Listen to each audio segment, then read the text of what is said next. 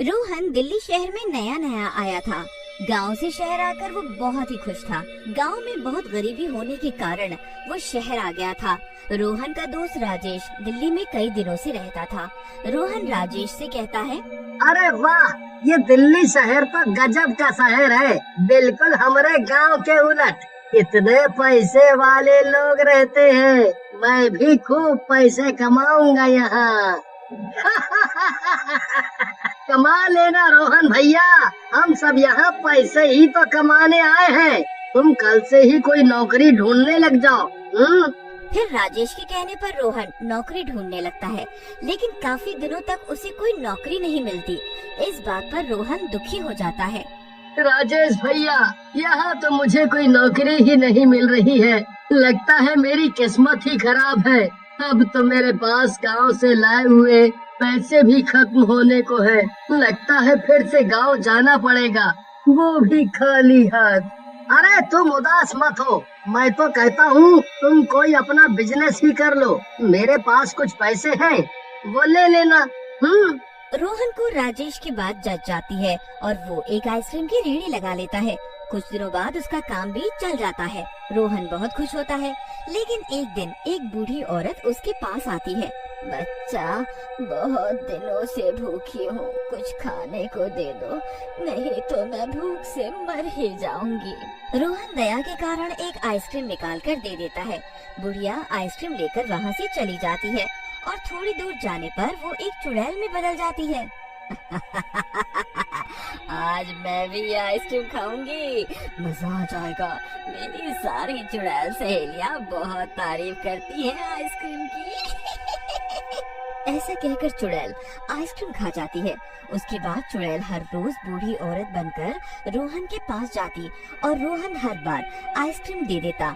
एक रात, अभी मुझे इतना मन क्यों कर रहा है आइसक्रीम खाने का, चलो चलकर देखती हूँ, शायद कोई आइसक्रीम वाला मिल जाए। ऐसा कहकर चुड़ैल रोहन की रेहड़ी पर जाती है और उसमें से आइसक्रीम उठाकर खा जाती है। अगली सुबह रोहन जब वहाँ आता है तो आइसक्रीम के खाली पैकेट देखता है। अरे ये आइसक्रीम कौन खा गया?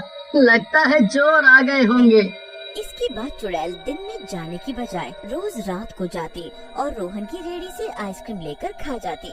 इसकी वजह से रोहन को घाटा होने लगता है और एक दिन जब रोहन अकेला बैठा कुछ सोच रहा होता है, तभी वहाँ राजेश आता है। फिर रोहन राजेश को आइसक्रीम चोरी होने की बात बताता है, जिसे सुनकर राजेश बोलता है, अरे ये तो सचमुच बहुत ही गंभीर बात है। हमें रात में चलकर जाना चाहिए और चोर को पकड़कर पुलिस को दे देना चाहिए। रात में राजेश और रोहन आइसक्रीम की रेहड़ी से दूर कहीं छुप जाते हैं। आधी रात को एक औरत वहाँ आती है और उसकी आइसक्रीम की रेहड़ी को खोलने लगती है। औरत को देखकर रोहन बोलता है, अरे ये तो वही बूढ़ी औरत है जिसे मैं आइसक्रीम देता था। देखो, आज ये मेरी रेहड़ी से आइसक्रीम चुरा रही है। लोग सच कहते हैं, भलाई का तो जमाना ही नहीं है। फिर राजेश और रोहन बूढ़ी औरत के पास जाते हैं और उसे पकड़ लेते हैं। बुढ़िया, आज तुझे पकड़ लिया, मेरी दुकान में चोरी करती है। अभी पुलिस के हवाले करता हूँ तुझे। रोहन की बात सुनकर बुढ़िया हंसने लगती है। मेरा तू और तेरे पुलिस वाले कुछ भी नहीं बिगाड़ पाएंगे, समझा?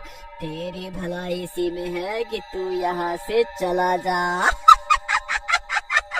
बुढ़िया की बात सुनकर राजेश को बेहद गुस्सा आता है और वो बोलता है, एक तो चोरी करती है और ऊपर से रौब दिखाती है। अभी दो हाथ लगेंगे तो अकल ठिकाने आ जाएगी। हाँ। राजेश की बात सुनकर बुढ़िया और जोर जोर से हंसने लगती है और बोलती है,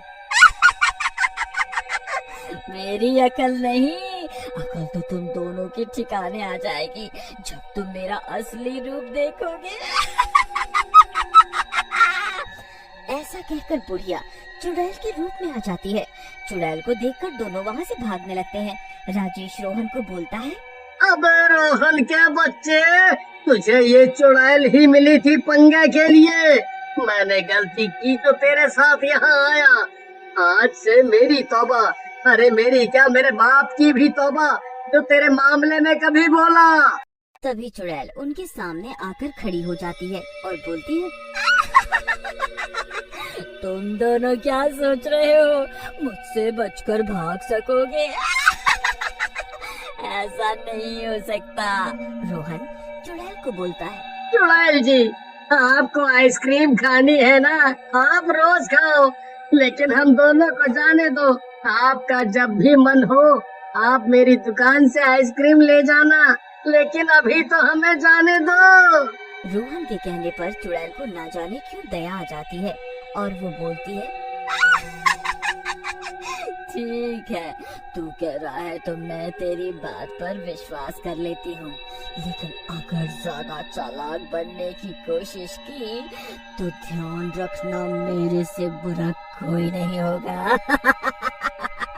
ऐसा कहकर चुड़ैल वहाँ से चली जाती है और आगे फिर से वही कहानी शुरू हो जाती है। एक दिन रोहन अपनी रेड़ी के पास बैठा होता है, तभी वहाँ एक साधु आते हैं और रोहन से बोलते हैं, बेटा, मुझे बहुत भूख लगी है और गला भी सूख रहा है, कुछ खाने के लिए दे दे, भगवान तेरी मदद करेगा। बाबा, आपको खाना है, आप ये आइसक्रीम खा लो, क्योंकि मेरे पास और कुछ भी नहीं है, और रही मदद की बात, मेरी मदद कोई भी नहीं कर सकता। ऐसा कहकर रोहन आइसक्रीम साधु बाबा को दे देता है।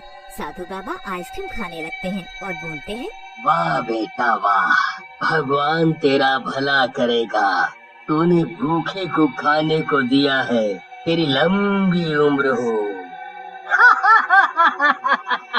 बाबा बस करो, नहीं तो लोगों का भगवान से विश्वास उठ जाएगा। क्या हुआ बेटा, ऐसी कैसी परेशानी है जो तुम बता भी नहीं पा रहे हो? मुझे बताओ, मैं शायद तुम्हारी कुछ मदद कर पाऊँ। बाबा के जोर देने पर रोहन उन्हें सारी बात बता देता है, जिसे सुनकर बाबा मुस्कुराने लगते हैं और बोलते हैं, बेटा, ये पवित्र जल है, अब जैसे ही चुड़ैल ये पानी पिएगी वो बेहोश हो जाएगी, और तुम उसे लेकर मेरी कुटिया पर चले आना, वहीं इसका इलाज करेंगे हम। भगवान तुम्हारी रक्षा करें। ऐसा कहकर बाबा वहाँ से चले जाते हैं। उधर चुड़ैल रोहन के पास आती है और बोलती है, क्या हुआ मेरे जिगर के छल्ले, क्यों इतना उदास है तू? मैंने तो तेरी जान भी बख्श दी है।